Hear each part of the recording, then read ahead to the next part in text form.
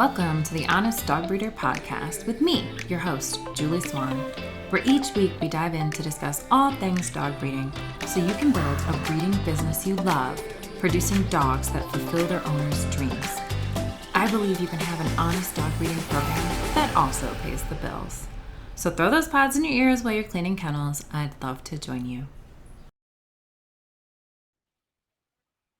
All right, guys, you're in for a treat today. We have Tara Schnetz of Waggin Ranch, and she is a breeder of golden retrievers. Oh, Tara, I always love working with you and talking to you. You've been inside the Dog Breeder Society since the beginning, one of our founding members, and it's been so fun being with you on this journey. So tell us a little bit about Tara before you got into dog breeding. Yeah, so I'm from a big family. There's 12 of us kids and 10 of them are boys. So we just were all of us kids, and we have a lot of livestock. We kind of raised on a farm. We were homeschooled, and we did a lot of livestock stuff like as part of like our homeschooling part, where we would just go to all the 4-H classes and stuff. So we're big into all the sheep, goats, pigs, all that stuff growing up. So. Do you have a favorite livestock you like working with?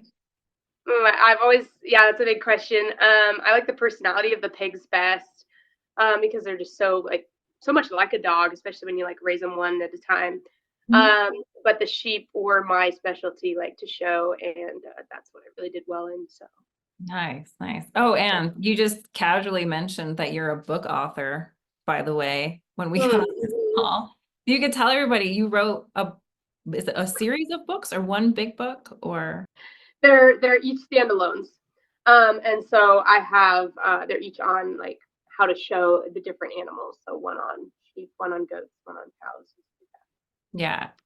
I think that's incredible because it's such a weird world. And I, as a parent who wants their kids to get into more stuff like that, having some kind of idea of what to expect, super helpful. So anyway, I will put that link down in the show notes so we'll have it. All right. So you grew up, you have 4 older brothers and 6 younger siblings, 1 sister, and then the rest boys. So it's quite the numbers and families. And then you have your livestock you're showing. So where did dogs get into this? Did you ever show dogs or? Yeah, so I did just with 4-H. So like, again, it was like kind of like the teaser, but it was so big because you just learned how to train them and work with them. And we just did our family dogs. So they were just crazy. Whatever dog we had in our family would take it and show it and learn to do stuff. And I won a few things because I was super competitive. But yeah, the dogs were, they were just whatever we had on the property. And my parents did breed dogs way back then, but I wasn't like enough a part of it that I thought I ever would do that. Were you really little at that time? Yeah. Yeah. And what were they? What breed? They're called Schipperkes, which are little black, fluffy dogs. Yeah. Kind of terrors sometimes. But we had some really, really sweet ones. That's fun. I think I actually looked at that breed as one of the breeds that was making the cut when I was choosing rat terriers. So that's, yeah, they're always near and dear. I love them. They got a lot of personality. Yeah. Some good, some not. And then you moved into, you said you had some sort of herding dog, was it? Yeah, I had a Queensland Heeler and I had an Australian Shepherd, and my Australian Shepherd was like my favorite dog, and I raised her when I was the oldest, and I won a lot of stuff with her. She was fun. Yeah. Nice. Yeah. And so is that, I know they train so easy. So yes. Yeah, that's very good. And then just for my own personal reasons, like we all have an idea of what dog shows are, which is, there's even that Best in Show movie, which is kind of funny. But with 4-H, what is the focus? You said it's mostly training. Is it mostly like taking care of dogs, or what is the rating scale as opposed? Is it just, it's not conformation, is it? No, not usually. It's whatever you make it. I'm going to become a leader this year, and I want to do it with showmanship first and then obedience. But usually people want obedience because they're like, oh, we can do a free class where we can train our bad dog at home and our kid can learn how to do that. And so all the kids come with their dogs and they're all in a ring or just, there at the barn, and you're just teaching them how to sit and that kind of thing. And then eventually you can get good enough to do, there's like 4 or 5 different classes, and you can go to real shows. I only did 4-H. I only competed against other youth, but I could have gone a lot further if I had that motivation or wanted to show against adults or anything. That's neat. Yeah, I just didn't know what it was exactly. So that makes sense because there's usually not breeding Yeah. involved in 4-H showing, at least not with Yeah. dogs, right? Yeah, a lot of it's like sit down, stay, a 3-minute stay, 3 minutes, 3-minute down, 2-minute sit, whatever. Oh, that makes Yeah. sense. Perfect. Perfect. But then you didn't end up with these with any kind of herding dog. You didn't have an Australian Shepherd or cattle dog. You end up going with golden retrievers. So how did you pick to go into golden retrievers? Like how did you even get the idea to start breeding? Yeah. That's super fun. The first with why I picked them is my Australian and Queensland especially. They would go and they would herd my younger siblings, and they would sled down the hill, and the Australian would come and cut them off, and then go flying over the sled or whatever, and they would come in and be like, "Your dog did this." And so it just became this thing where it was I was constantly defending my dog, and I was like, wait, it's because she's a herding dog, because she also wouldn't do it when I was there, so she's kind of sneaky or whatever. But yeah, so I started researching, and I was like, is there a dog that is that clingy, sweet, loving personality that's not the herding dog, that we could just kind of get that part of they have to be busy out of them. And so I had picked the golden retriever long ago, and I really wanted them as my next dog. Sorry, that was big answer to the first part of your question. But then I went into the golden retrievers. It was years and years later that I decided to do that. And it was just one day I was at my friend's house, and I'd seen our golden retrievers, and I started asking questions. They were like, "Oh yeah, we have puppies," and they went in the back and showed me their day old puppies or whatever they were, and we just started talking about the business side of it and everything they do, and I was like, oh my goodness, I could do this, and I could actually make money and not be pouring my money into something. That's why I had not done anything. I don't own any livestock for years, because I was waiting. I wanted to save my money, and I didn't want to be pouring into something at the time, but I've just been waiting for the time that I could. And so it was oh, here's my opportunity. I can get back into animals, but I could be dogs, and the dog that I've always dreamed of. And it was really fast that I decided this was exactly what I had been waiting to do, something like this. And I got my first 2 dogs really shortly after that, before a lot of research, but enough research. I knew they had elbows, hips, OFA, all that. But I learned a lot more later about that. Yeah. So this kind of was it was brewing sort of subconscious. And then all of a sudden you saw it and said, oh man, I could do this. And it would actually bring in income instead of take all my income, which I know is a funny thing. You know this, but for those listening, a lot of times you'll find that people get into breeding and sort of this side hustle after they have a hobby farm, because they realize hobby farms don't make a ton of money, and you have to do it because you love it. And then you can bring in breeding and it actually pays for the hobby farm. So I do see that model, if you will, a lot. But anyway, you don't know all these things. Okay, so you got this. Okay, and you had 2 females to start, right? You got 2 sisters, is that? Yes. Yeah. Not a bad way to go. And then you ended up shopping for a stud at that point, right? So added a stud after. Is that how that goes? Yeah, and what happened was I had found your information, and then I had listened to basically every podcast you had, and then I don't know if I joined your course at that point. I don't know if you had it yet, but I was like, oh, I want to do what she's doing, and I want to do more research than just picking 2 females like I did. And they've been amazing. The personalities got exactly what I wanted. But I was trying to be oh, I could take this up another level, because I don't know if it was you or if it was someone else. They said, yeah, you can. It's going to cost you the same amount to feed a good dog as a great one. And I was like, okay, well, I'm going to spend a little more, get a better dog. And so I got a lot better of a stud than my girls, I think. But my dogs, they're great. grade dogs. But he's like structure wise, I guess I would say. He turned out really good, I would think. But I'm still learning. I don't know exactly what I'm looking for in everything yet. You do pretty good. I noticed that with a lot of the stuff you learn in livestock with structure, it just carries over. You're just looking for different features most of the time, but it's the same.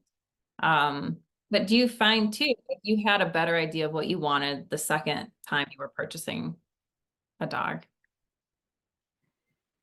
Yeah, I think I had already gotten what I wanted without knowing it in some ways, like personality wise, because that's what I was starting to figure out. Oh, I should make a focus for my ideal puppy buyer and stuff like that. My girls were that way personality wise, but not like I didn't understand what I wanted with build and structure and all that yet. And of course, they passed all their OFA and stuff like that, and they don't have to be hunting dogs or anything, but it's cool to do a little bit more and like try to learn more at least, and yeah, find a better dog in the end. So Yeah, I totally agree with you. And it is yeah. something too that I've found that every time I go shopping for a dog to add to my program, I know more of what I'm looking for. So, Yeah. and it takes longer. I find the longer you've been doing it, it's harder to find a dog that's going to retain what you want and then bring in what you're looking to keep or at least add or however you want to work at. But yeah, it's interesting. And I guess that's pretty much your experience as well, is that, you love things. And there is a difference between having a dog that's healthy and structurally sound and also being the look you want. Sometimes they're not the look you want, but there's nothing wrong with them. I have that with some really springy German short hairs that their back is a little bit more arched than I'd like just because of their bone structure. They're fine, but it is. Mhm. Yeah, that makes sense. Kind of like livestock. Sorry, I'll go. Yes. Yeah, we look at build all the time. Mhm. And if I didn't know better, I'd probably look at build only. But just for a family dog, people Yeah. maybe they look at the head, but they're not looking at. Yeah, I think that's true because I do have occasionally I throw a really ugly German short hair and people will be like, this is the best looking dog. And I'm like, oh God, I'm glad you think so. Mhm. All right, so good. So you had, so your stud came in a little later. And so your first litter, your girls were probably close to 18 months. Does that sound about right? Maybe a little, Probably. yeah. Yeah. And so at that point, what did you do in those 18 months while you were waiting? I mean, obviously you picked up a stud, but what did you do to prepare for the breeding program, the business side? Because you mentioned that was already on your brain. What did you do? I did a lot of research, like in terms of like the OFA testing and all that, and scheduling that kind of stuff. Of course, I didn't have like their hips done yet, but I had like all the history. And then I just was upset. I've always been like, when I wrote my books, I've been like overly researching stuff. And that's kind of what I did, and why I wanted to join your class so soon, because it was just like pouring information into me to be like, oh, I could do this, I could do that, I could do that. And just deciding how I'm going to sell my dogs and do those things. Probably I should have even made a website back then, but people I got my first Goldens from, they did everything through AKC and they sold every puppy they ever had that way. And I kind of thought, oh, that'd be how it'll continue to be. Yeah. But the price that I paid for my girls dropped significantly by the time they had their puppies. Like the price that Goldens were selling for. Oh, yeah, I see what you're saying. And you more or less got your girls at the tail end of the COVID boom. So Yeah. that's when everybody was wanting puppies everywhere. And so it was very easy to sell dogs. And so that does make sense that AKC Marketplace would have been a great place. So did you end up using AKC Marketplace to sell that first litter? I did, yeah. Mhm. And I kind of did tons of notes where it was like, okay, this many are selling through AKC, and this many through other places. I think from the very beginning, I had a little bit more trouble than they did. And I started like doing flyers at feed stores. I just overly marketed. And I didn't just sit around and wait, because I was kind of listening to your stuff and being like, oh, I should just be proactive. And so that helped me a lot, knowing to like go out and like. Yeah. find ways to make my dogs known. That makes sense. Were you trying to get people on your Instagram at that point in time, or were you collecting emails, or what did you do to kind of to get the word out ahead of time? Or The first thing I did, like social media wise, was just Instagram. And they're pretty much just videos of my dogs, and then I put music to it or something. And I announce my litters that way and like share it and try to get all my friends on there. But I don't actually I did sell a puppy through Instagram, but I've drifted away from that, like post all the time. But it's my Instagram is almost purely for buyers who already put a deposit down. And it's like, here's your puppy. I'll post once a week photos and videos, and you can see that.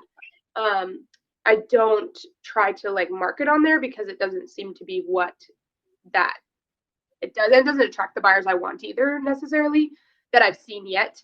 Maybe it's just because I'm small, but I enjoy it, so I've kept that up.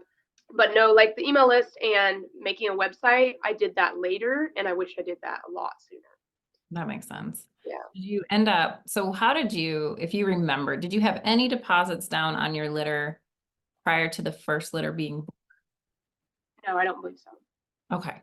And so you ended up marketing them all once they were born and moving forward. So you took your Instagram, said, hey, look, we have puppies, yada, yada. You got at least a sale from that. And then, do you remember how else you got sales for that first? Yeah, super funny. I have it right in front of me. I got all of them were AKC except one was a referral from someone else who had a puppy in that litter. Oh, okay, Yeah. cool. So that was the first one.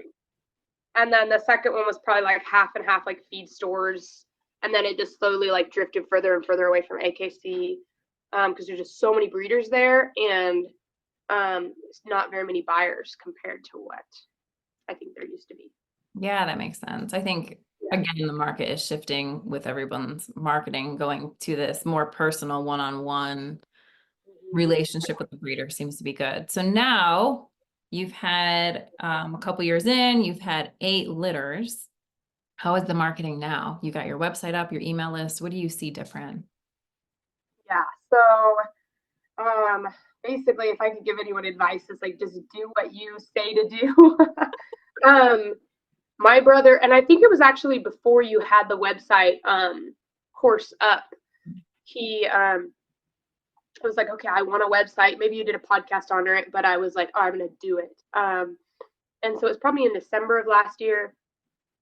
So we got the website up, and what we did that was the biggest impact was the Google listing, the Google business listing. Now, I think that's everything. I think the website would never have been found. I don't know how that all works, but it seems like everybody's finding me through that.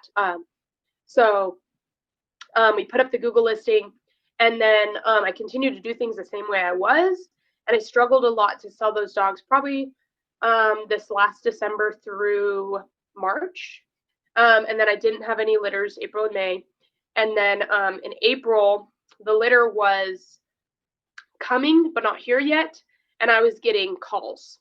And it just started coming in from that Google listing and the website, and I was getting applications. And it's like the website just kind of needed to get traction, and the Google listing. I'd gotten reviews on there, so I made sure I did that. We had tons of photos. It just looked really nice. So the Google listing, I think, is like, it's the easiest part to set up. It's easier than setting up a website, right? Yeah, absolutely. Fast. You can do your Google listing in like a morning. That's a beautiful thing. And we have a whole masterclass on it if people want it. So, but I think you're very lucky because your brother like had the tech hookup too, which was really nice. But you're saying I think you had told me, so you started working on the website in December. It was probably mostly up in say January, got the Google listing going in January or so. And then it took about 5 or 6 months to get real traction on it. Does that feel about right? Yeah. Even though I collected almost all my reviews early, it just kind of took a while, to be found, I think, or something. And then, or maybe it was like, also I noticed if I have something like really relevant on there, then it makes a difference.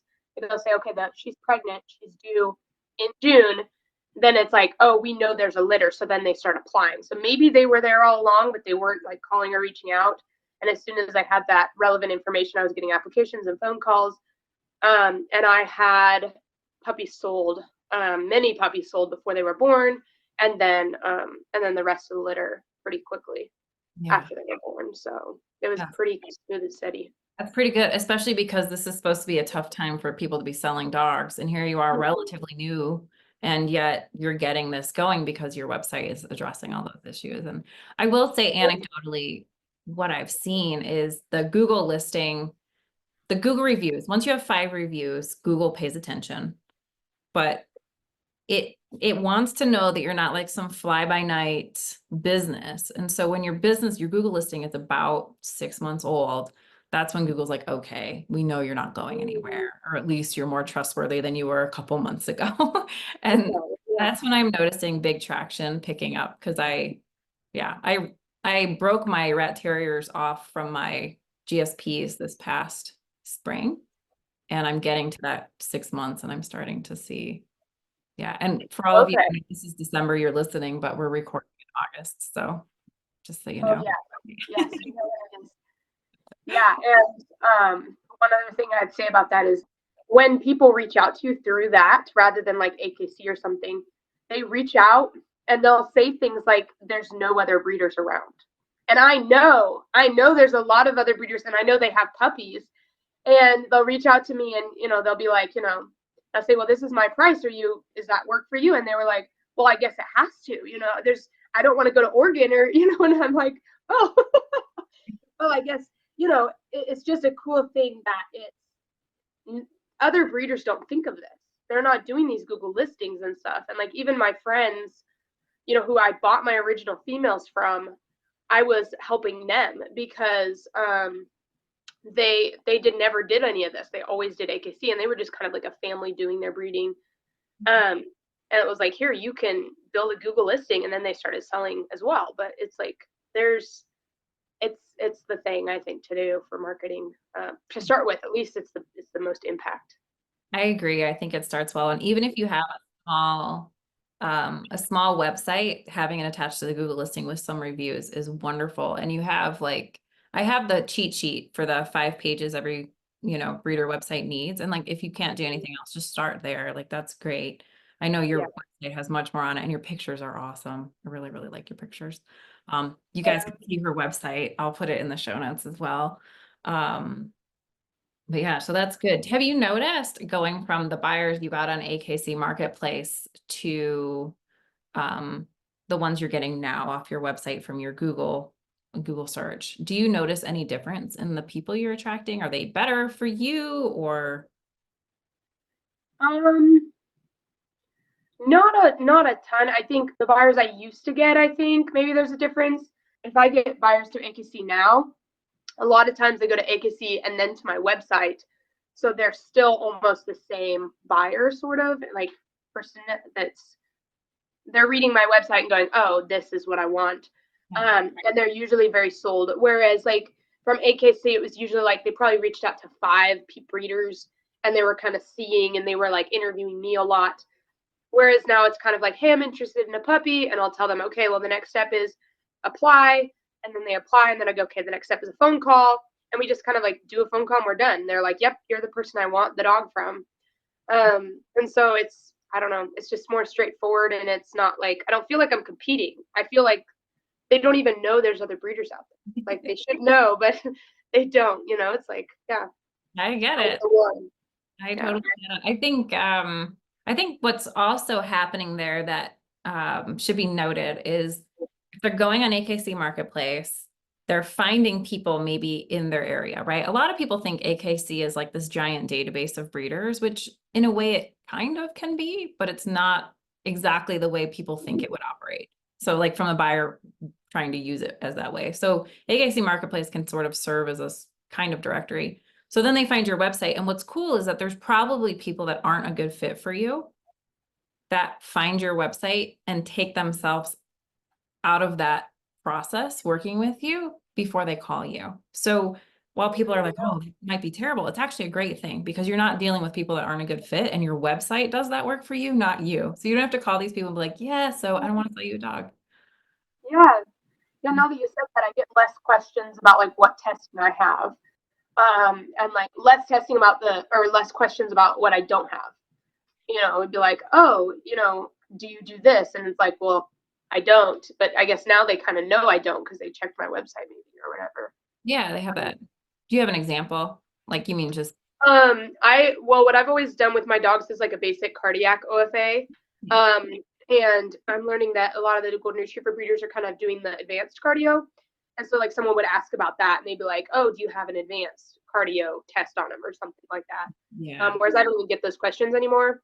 But it's just like, I don't know, they Yeah. can see it all. Yeah. I know they're moving towards that one with GSPs. I found out too.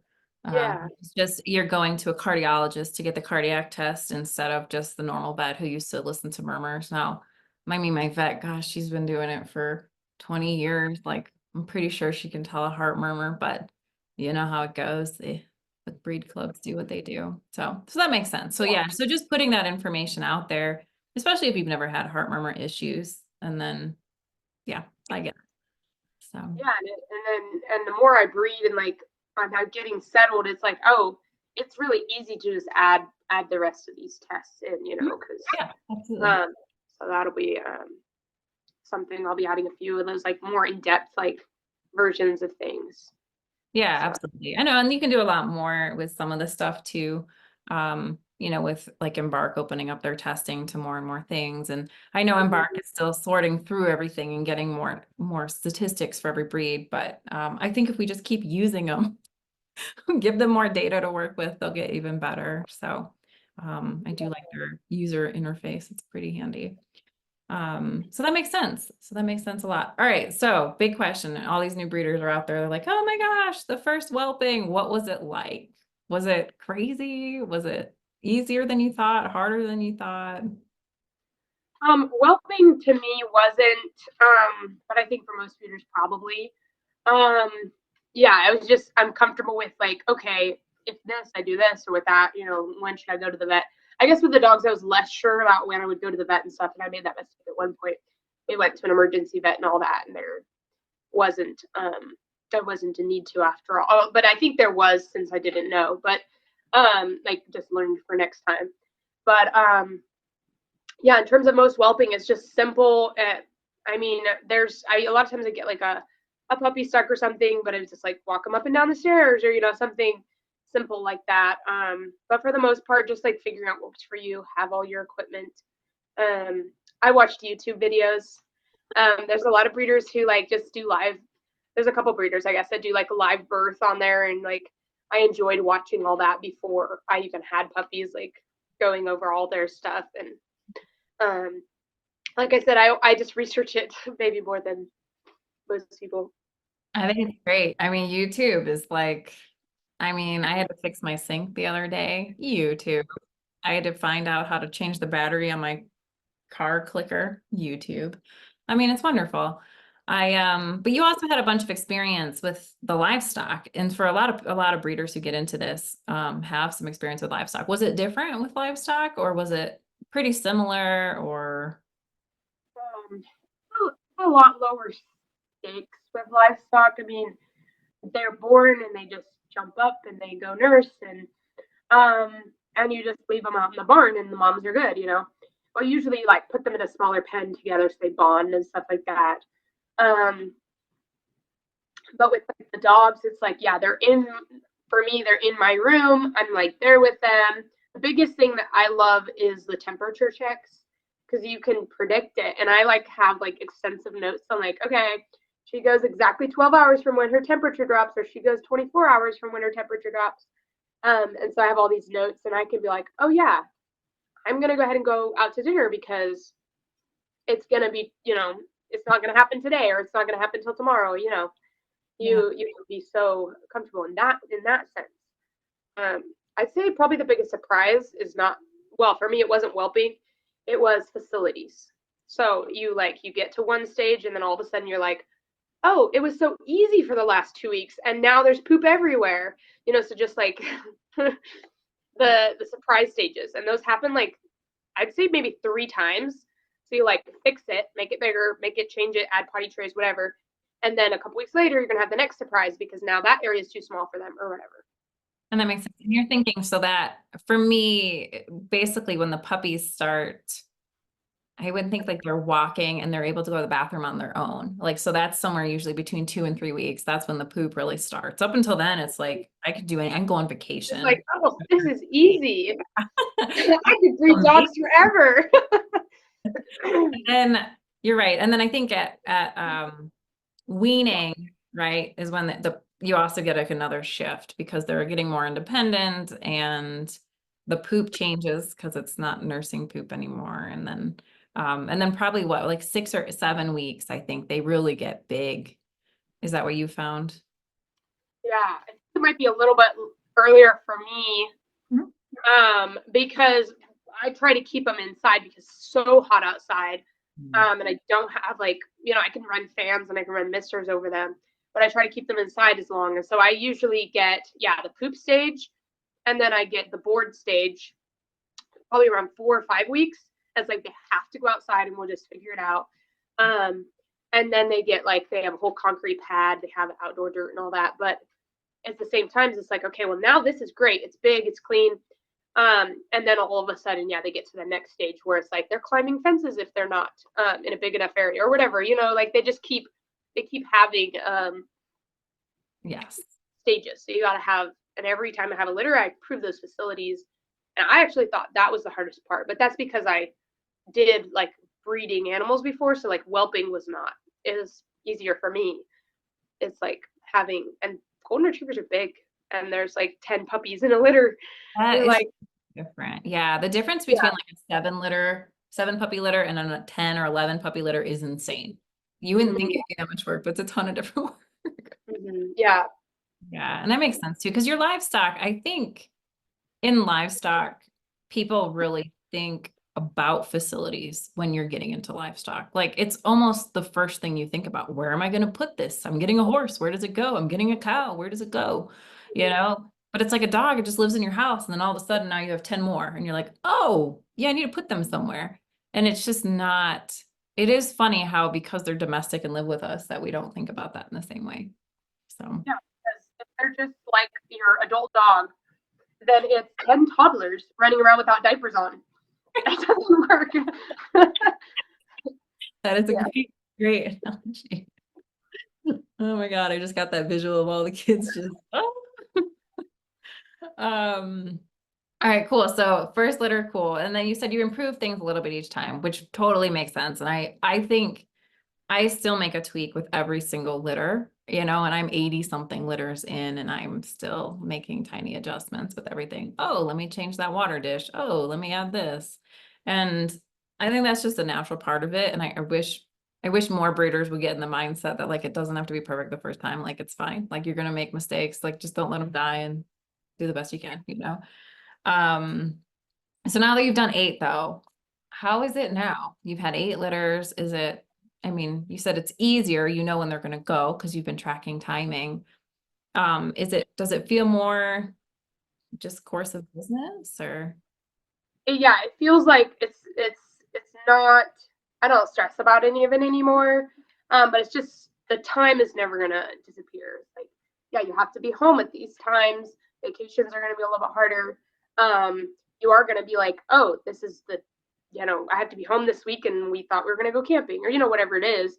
Um, so those kind of things. With the facilities, the work goes way down, but I think that's part of it. Um, yeah, I mean, stress wise, I don't worry about it. Also, once you have a little bit of money, I build an emergency fund. I'm like, if I'm going to the vet, I can go to the vet, and that stress is off of me. So I don't know if that answers your question or not. No, it's great. It's great. So and I guess for you, the whelping was never too crazy. And golden retrievers as a whole are pretty good whelpers. Like you're not running into emergency C-sections with them very often. Like that's kind of a unique situation. And they're good moms. So that's really nice. I think it takes a lot of the weight off having those two things in place. But I love that because you're able to kind of predict and prepare. So I do have if it were like for me, it is non-negotiable to have natural whelping and and good moms. Like that's and breeding, natural breeding, because to me, the complication and time invested in AI and C-sections and cost is just not, to me, it's not worth the unpredictability that comes with it. But again, I don't have it managed well. So I haven't taken that route. But I think that's good. And then you took that time. So did you pick a certain proportion, like percentage wise, of what you made per puppy or per litter, or did you set a number for yourself to put into an emergency fund with each one, or how did you come to that number? Um, yeah, I mean, originally I was like, okay, well, what would be like a normal probably vet visit? I guess I was thinking like, you know, $2,000, $3,000 would be pretty safe. Like, have to drop that right away without being prepared. Or like if I wanted to like replace a puppy that like someone took and something happened to, or wanted to refund them, then it was like, okay, I want to have 3,000 just set aside. And because I was already kind of a saver personality, then that was not too hard to kind of just pour that into there and be like, okay, this is a no, I can't touch this unless it's an actual emergency with the dogs, right? And so then that's just set aside. And then dog like costs and stuff, I just pay for the cost of the puppies and keep everything else in my own budget. I don't like retain it. If that's what you mean. Yeah, I wasn't sure. So you roll the cost into your own personal budget. So like you kind of pay for everything out of your job. I think you work part-time or full-time? That's a tricky question. Yeah. I could go on forever. Yeah, I do a lot of different jobs. I run a camp in the spring and I write in the summer, and now I'm doing dogs. So like I have my own side businesses. I don't have to go to work every day, except in April and May, which happens to be when I don't have puppies right now. But yeah, so those are when I went into breeding, I was already surviving and living off that. So it was kind of 100% of the income went into that emergency fund, and then it started to help my income as well. But it didn't need to, because I kept living like I didn't have that money till I had that emergency fund built. That makes sense. That makes sense. So you basically took a first maybe couple litters or something like that and sort of reinvested it into the business. Maybe you paid yourself back for the purchase of your dogs, and then I'm sure you take a little bit of money and put it into your facilities. Yes, yeah, put a lot into the facility. Yeah. That seems to be the heavy expense afterwards. Yeah. It's very worth it. It's worth it. Yeah, absolutely. Absolutely. And then for breeders wondering, what about how much time when you have a litter on the ground, about how much time a day are you spending physically managing that litter? It changes pretty much as it goes along. Right now I have a litter that's like 2 weeks old. So I mean, honestly, it's like mom is doing everything. I'm just like changing their bed pad, making sure their water's full. I take them and take photos or videos. Because I do Instagram, I probably do an hour or so, at least an hour a week. Where I'm just sitting like doing your social media, editing and doing the social media stuff. But like with them, it's going to be when I hit the next stage. It's going to be like, okay, it's going to be an hour every morning when I'm changing puppy pads or their trays or their pellets, or like sweeping, or when they're outside, it's more like that as well. I'd probably say it's not. I mean, like if you're adding up like how much time I'm cleaning and stuff, it's not more than an hour. Okay, so about an hour a day to manage the dogs when they're in their crazy stage. Yeah. And then an hour or so a week with Instagram. And that, Yeah. and including taking the videos or just editing.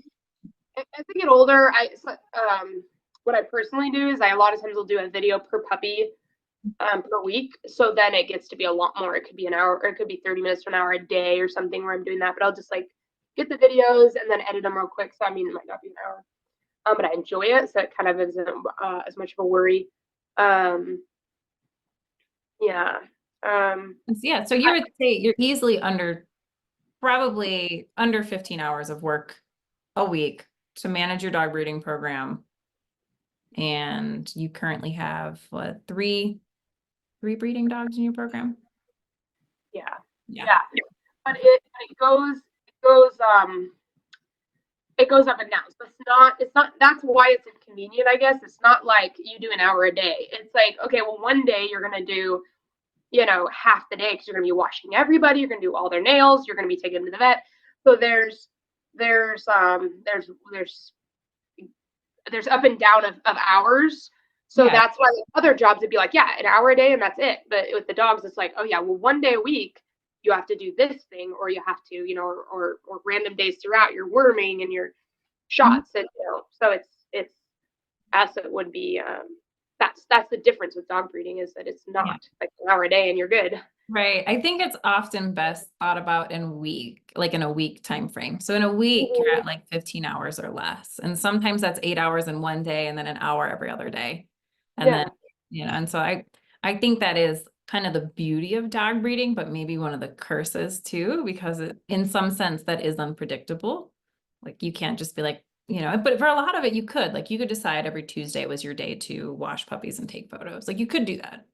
yeah, But I think a lot of breeders love the flexibility anyway to be like, well, I feel like getting coffee with my friend this morning, so I'll do that tomorrow. yeah. Yeah, and a lot of people think, like, a lot of breeders that I followed originally are like, yeah, the day they turn, 2 weeks old, you got to do 2 week photos and all that. And my personal philosophy is like, if I get a photo a week or a video a week, that's good. I don't. I do it the day before they turn 3 weeks old sometimes, and it's like, here's their 2 week photos. Like, they're getting a photo every week, but it's not the day, and nobody knows any different. It's not like they're following all these breeders that I'm following. I Good. just do it the way I do it, and they're happy. And I'm doing more than a lot of breeders too, like by Like doing me. those photos. That's good. Yeah, so I'm not that good. Towards the end, once we start picking who gets what puppy, I really suck at sending pictures on the regular. It's pain for me, but we all have our fights, right? So, yeah, and I don't take photos anymore. I just take videos. Like, mhm. I set the puppy away where he's looking away from me. Then I back up, and then they look at me and run towards me, and I'm videoing. And then that video goes up on Instagram, and then I screenshot photos out, and those are the photos. I don't try to do like, sit still, here's a photo. I don't do That is that. a great secret. Did you guys catch that? So she records the video and then pauses it and takes screenshots to get her stills. Oh my God, that's And brilliant. they're really cute because they're running towards you, and they're usually, their head is up and their tongue is out. Yeah. That is like a secret. That is secret sauce right there. Perfect, perfect. Anything, what was probably the easiest thing that you thought would be hard and the hardest thing that you thought would be easy? The easiest thing I thought would be hard. I guess I really thought selling the puppies, like talking to the buyers on the phone and like knowing what to say and admitting that I'm breeding dogs would be really hard.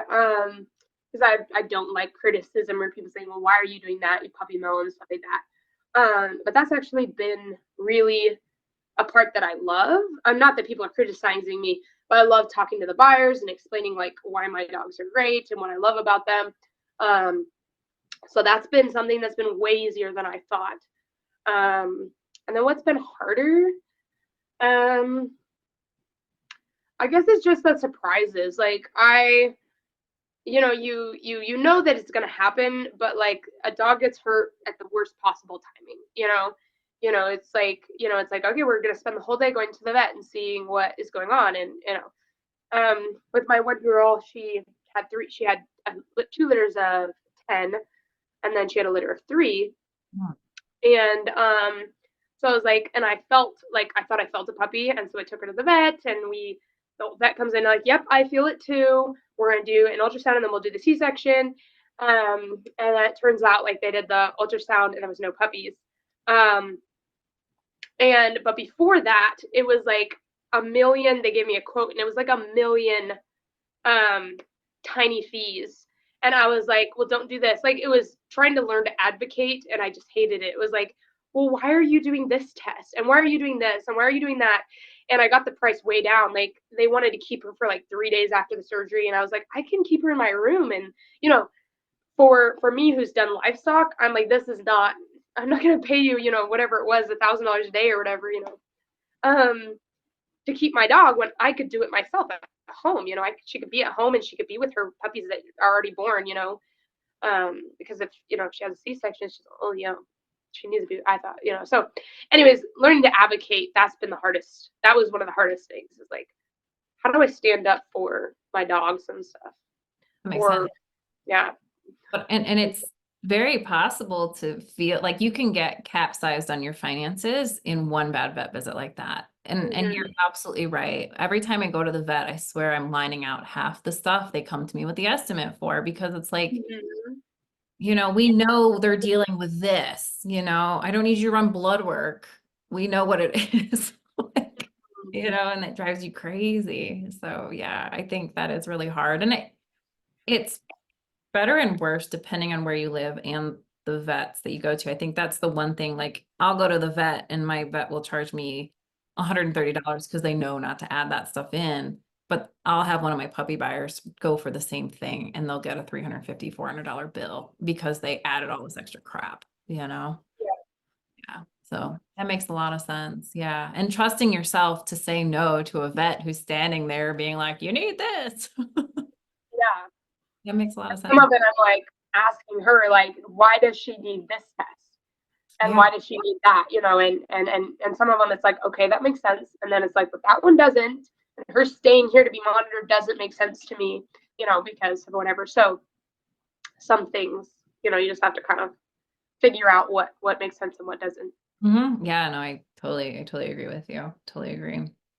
Because you're definitely not old. Have you run into anything with buyers giving you a hard time because you look younger? Not too much. I think sometimes